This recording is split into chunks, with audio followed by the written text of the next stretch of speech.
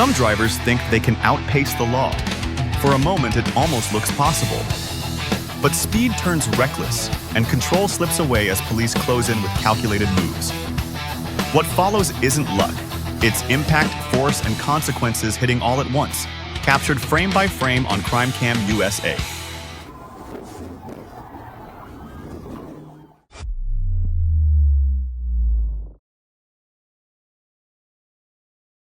Dry observation. It's never just a little over the limit. June 3rd, 2023, GA 204 near Veterans Parkway.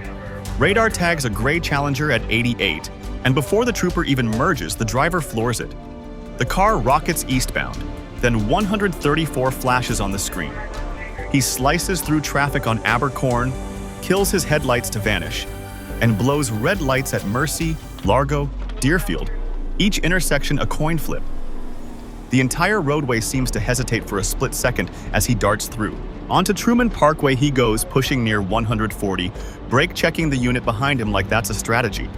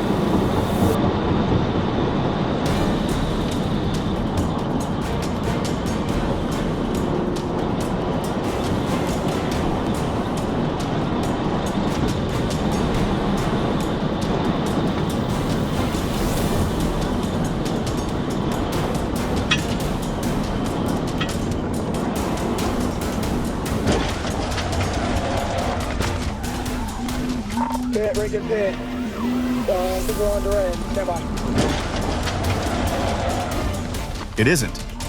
The trooper sets up and commits. PIT executed clean. The Challenger whips counterclockwise and slams the median, dead in the southbound lanes facing the wrong way. Guns out, commands loud, the driver gives it up without another move.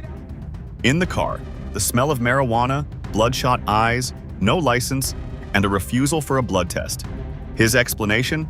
He didn't want another ticket. Instead, he collected a stack of charges and a totaled car. Turns out, the shortcut was a lot longer than planned. Yep. Fucking almost killing everybody out here. I'm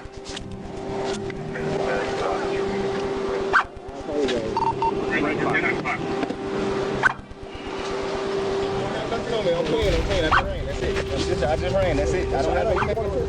Can I? My phone is in the car. Can I talk to you? No, no.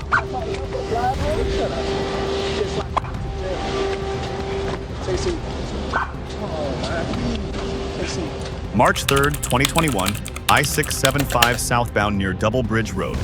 What starts as a simple traffic stop flips in an instant. The trooper steps out, approaches the rear, and without warning, the driver punches it down the emergency lane. No hesitation. The chase is on. The vehicle surges past traffic, darting in and out, using the shoulder like a private runway. Radio calls stack as they pass GA 42, then GA 138, crossing into Henry County with speeds climbing and spacing shrinking.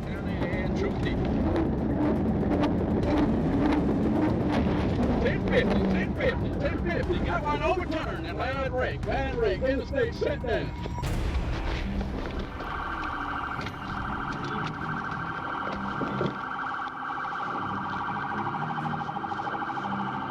Well, give me some help out here, give me some help.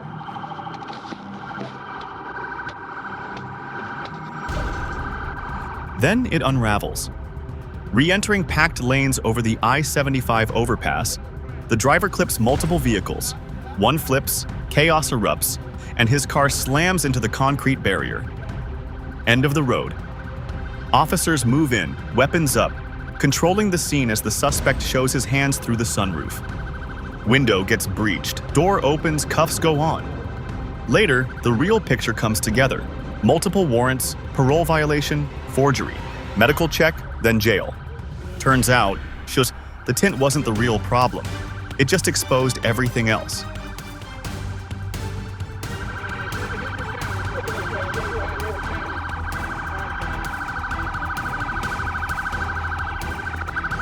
February 6, 2024, Sebring, Florida. An officer spots a vehicle on Sparta Road and makes a U-turn to check it out. That's all it takes. The driver instantly bolts, cutting across double yellow lines, snapping sharp turns like he's trying to disappear between seconds. Lights and sirens come on, but the response is pure acceleration. The chase spills onto State Road 66, speeds climbing past 130 as the car blasts through traffic, flirting with head-on collisions and leaving zero margin for error.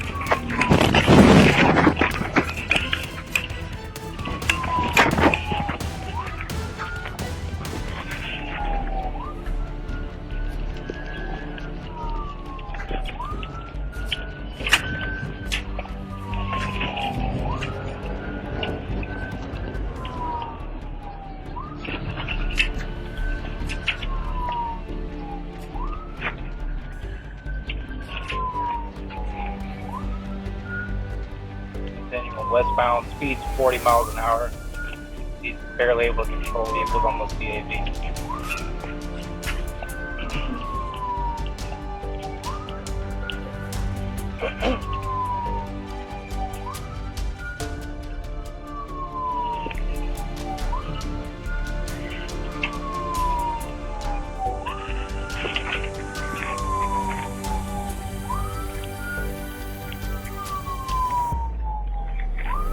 I need another unit up there with me. 10-4. He's not able to control it. It keeps going in oncoming traffic. Can't take him out.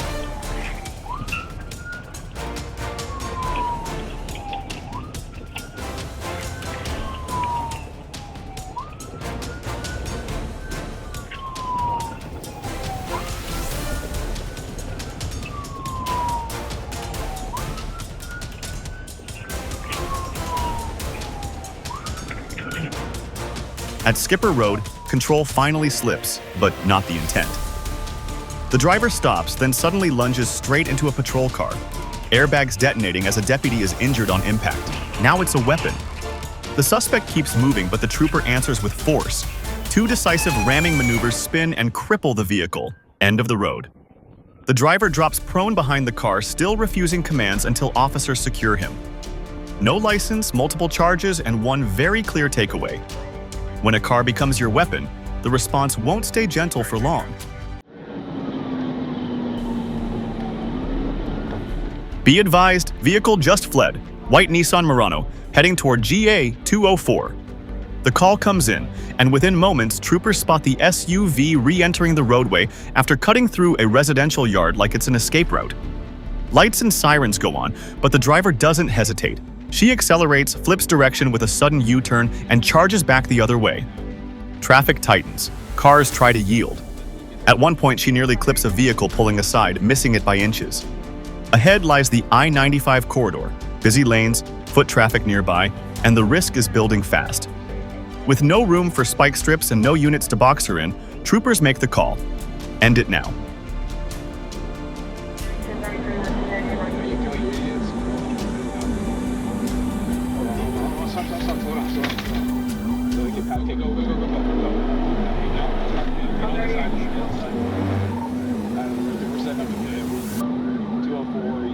The PIT is initiated at speed.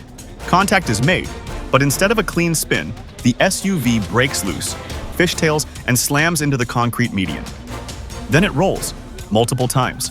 The driver, not wearing a seatbelt, is thrown from the vehicle as it flips and comes to rest upside down. Everything stops. Troopers rush in, call for EMS, and begin assessing her condition. She's alive, but critically injured. She's transported to the hospital, where she later dies.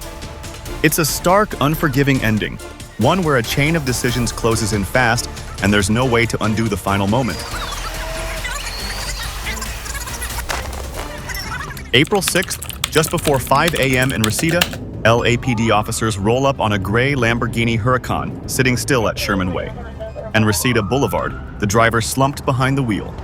What starts as a routine welfare check quickly shifts when a records search flags felony warrants in a stolen vehicle.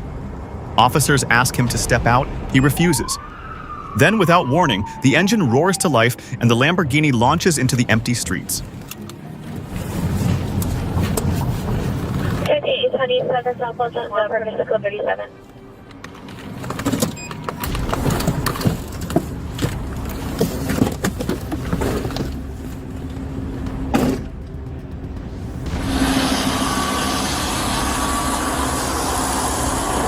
How's it going, sir? How's it going, man? Good. Do you have a driving and registration for the vehicle? Is the vehicle in park? Yeah? Alright, just hang tight for me.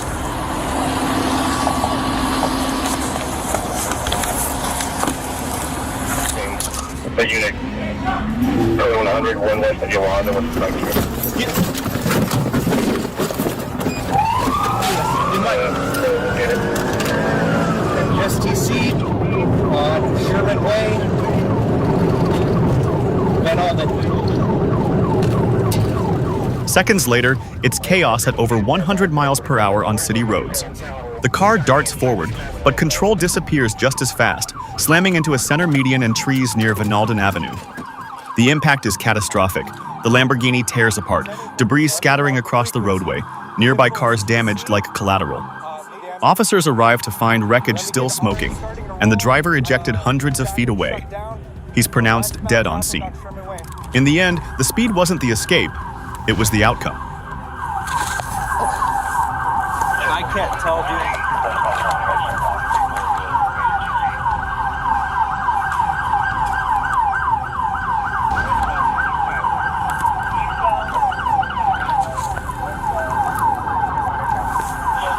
Oh, wait.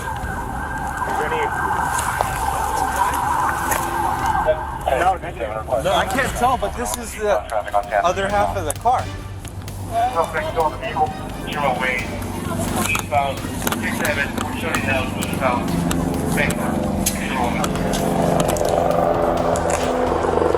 Start looking.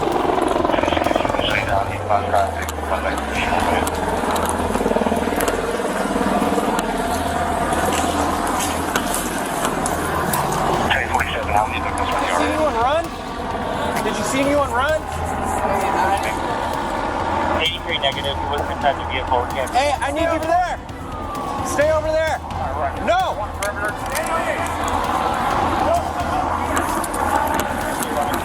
We don't have the suspect location. Car direction of travel yet. Roger, one ticket, Hey, did I find them?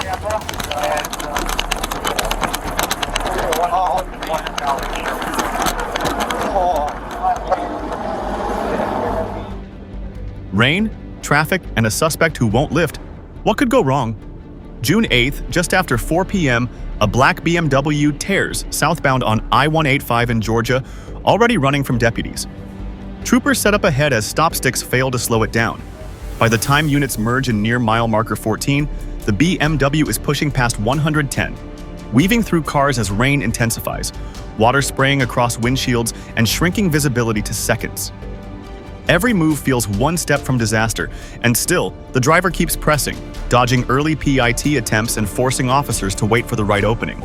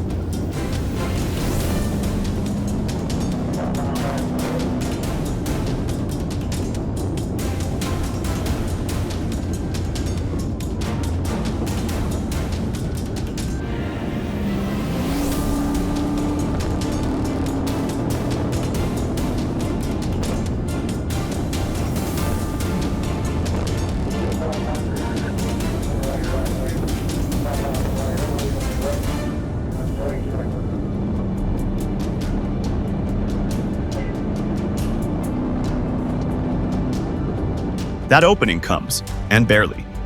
A PIT attempt disrupts the car but doesn't end it. Moments later, the BMW exits at Macon Road, jumps a raised median, and slams into oncoming traffic. Troopers pin the vehicle in place, but the danger spikes again. The driver suddenly reaches down, then comes up with a gun. Shots are fired. Officers reposition under pressure, return fire, and close the distance. The suspect is pulled from the car and given aid. A chase over a traffic stop ends in gunfire because bad decisions kept escalating. Shots fired, shots fired, shots fired, shots fired. Shots fired, shots fired. Back up to me, back up to me, back up to me. Back up to me. 77, I want to Shots fired, shots fired, shots fired, shots fired, shots fired. January 16th, just after 9 p.m., GA 96 in Talbot County. Officers wave a black Hyundai Elantra forward. The driver hesitates, inches up, then suddenly bolts. Within seconds, blue lights ignite, and the chase is on, stretching into Taylor County. The Hyundai drifts across both lanes, unstable, pushing traffic to the edge, literally forcing a pickup off the road. Whatever the plan was, it's already falling apart.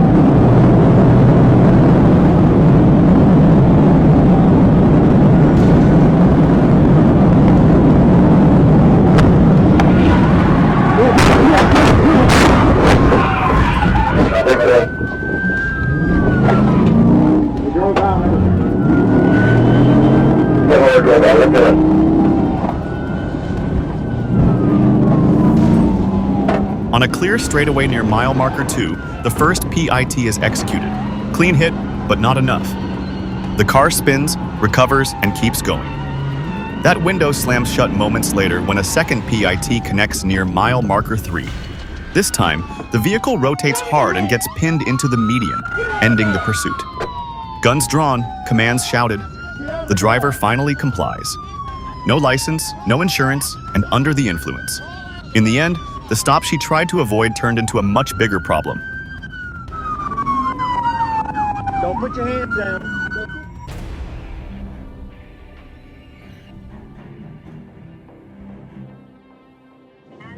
Ironic, isn't it? Fake tags meant to stay invisible end up lighting the whole highway up.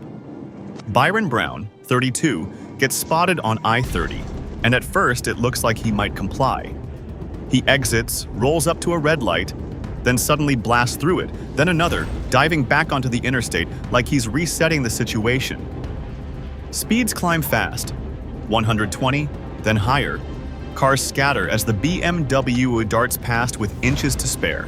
Whatever he was trying to hide, he's now broadcasting it to every trooper in range.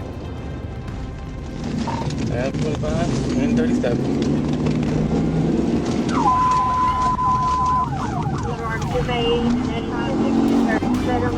BMW just like Adam Daisy or 135 exit bound 30. Not bad. Not bad.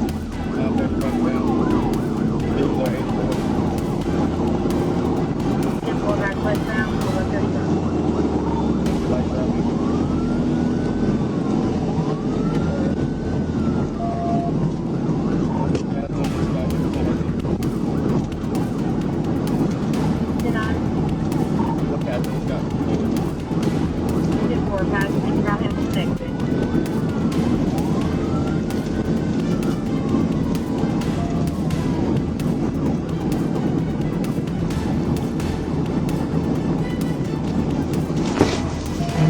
Near the Stanton Road overpass, the window closes. A trooper lines it up and executes a clean PIT, snapping the BMW sideways and sending it out of control. The crash ends everything in seconds. Brown doesn't survive. Inside the wreckage, an FN-57 pistol, more questions than answers. No roadblocks, no drawn-out standoff, just one decision, carried too far. The hard truth? The chase didn't start with the PIT. It started the moment he chose not to stop.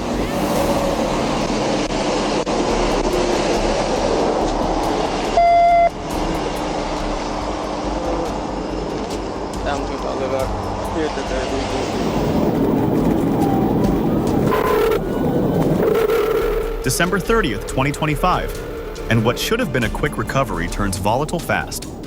The trooper lights him up, but the driver punches out, threading through busy roads like traffic laws don't apply. Circles get taken the wrong way, lanes ignored, speeds spike past 120 in a 45. The entire roadway tightens as cars hesitate, unsure where he'll dart next. This isn't just running, it's rolling the dice in public.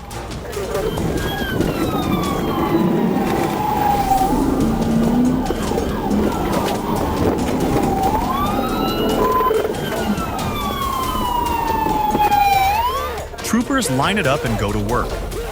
First PIT attempt nudges him, not enough. Second, harder, still fighting it. The final maneuver lands clean, spinning the Mercedes and killing its momentum. Doors fly open. Both occupants bail, but the sprint doesn't last long. Units close in and take them down.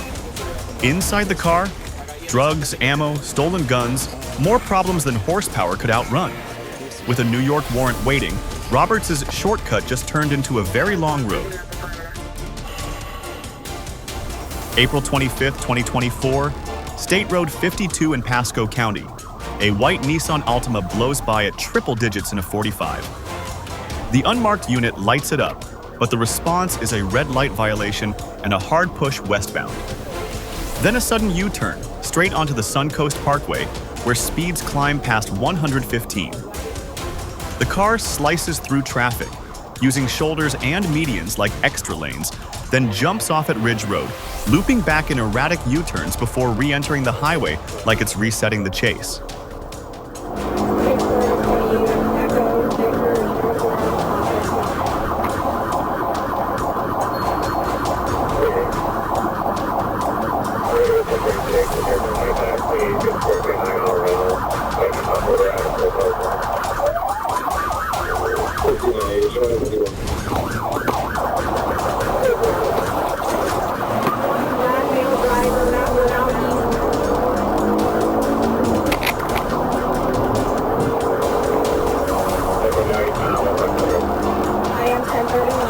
Eastbound, correction, 589 southbound, 589 southbound.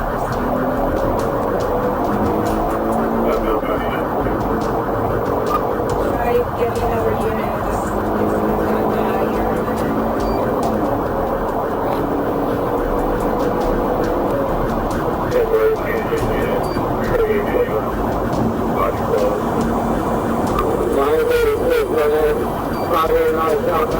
Speeds of 106, inside lane.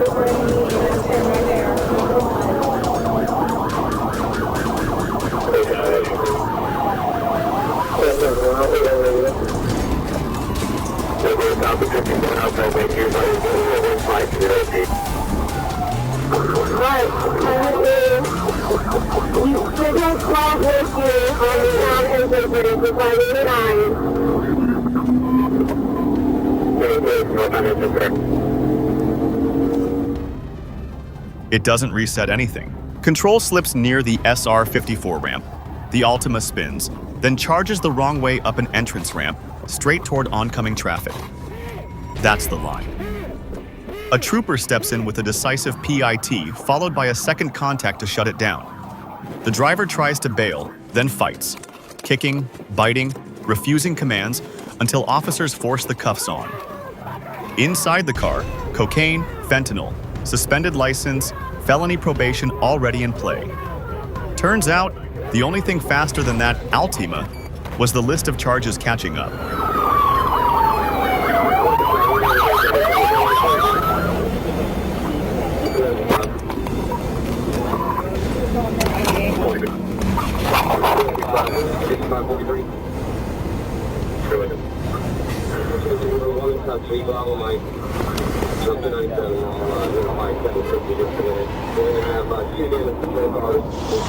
You don't usually hear RV pursuit and expect chaos, but Lakeview, Michigan flips that script fast.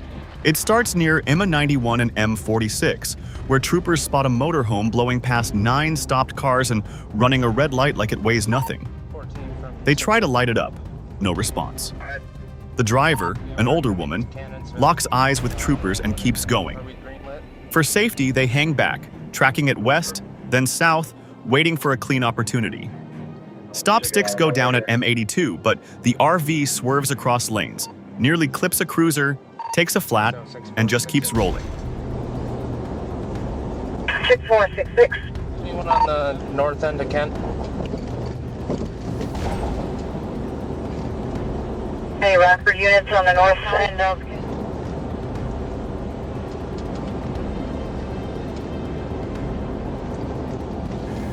I don't have anyone answering up. What do you got? We got a Winnebago. Beat the 67.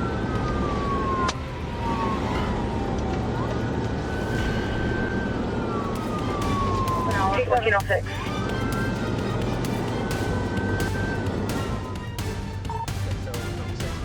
Then it gets worse. The RV rams a patrol unit, clips another, and somehow ends up going the wrong way on UI. S131, threading between backed-up traffic from a separate incident. Cars get sideswiped, the entire highway freezes for a split second as this rolling hazard squeezes through. Finally, near 17 Mile Road, troopers commit. A controlled PIT brings the RV to a stop. 2 women are taken into custody, stolen electronics found inside. No serious injuries, but plenty of wreckage. Turns out, even at RV speed, bad decisions still catch up. Get out of the car! Get out of the car! Get now! Get on the ground! Every mile pushed too far narrows the margin for error, and when it closes hard. These events leave marks long after the sirens fade. For more moments that show the cost behind the chaos, follow Crime Cam USA.